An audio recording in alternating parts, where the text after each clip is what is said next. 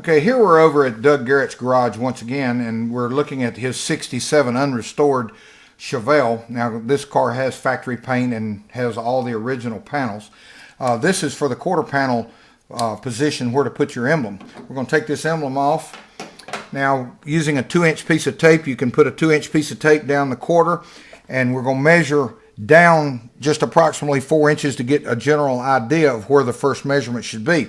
Now we're going to measure from the center of this hole to the edge of the housing here, or the edge of the quarter panel. And what you're going to get 1 9/16, and you're going to put a mark there. Now you're going to come up here on your top ridge and measure, trying to get it in the center the best you can. And you're going to come down 4 7/16, and that will put your cross mark there. That will be your first pin location. You can drill your hole there.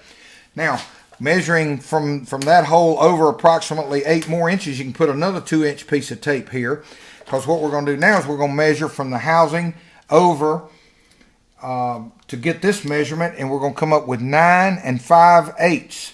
9 5/8 from the edge of the quarter panel, and you'll put your line here to get started. Then you're going to come up here and drop down once again, try to get into the middle of the ridge up here. You're going to come down 3 3/4 inches and cross your mark.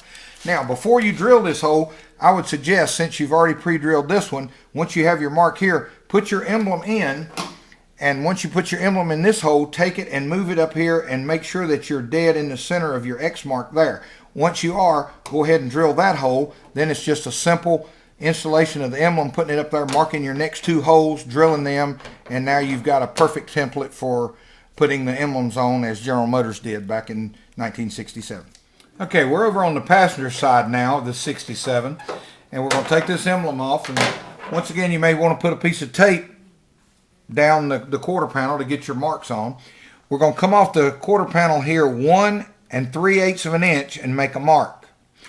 Then coming down from the top, we're going to come down 3 inches and cross your other mark, and that will give you your first pin location for your S. Now keep in mind, these measurements are going to be different than the other side because the emblem is turned around running the other way. Now after you have your first pin placement, if you want to go ahead and drill your hole, you can. That way you can put the emblem up there and kind of get a sight of it. But what we're going to do here is we're going to measure over to the final pin location, which is on the T, and we're going to come over 9 7/16. Once again, you may want to put a piece of 2-inch tape down through there so you can get that 9 7/16 mark there. Once we get that, then we go up on this ridge, once again trying to get it centered of the ridge as best as we can, and we're going to come down 4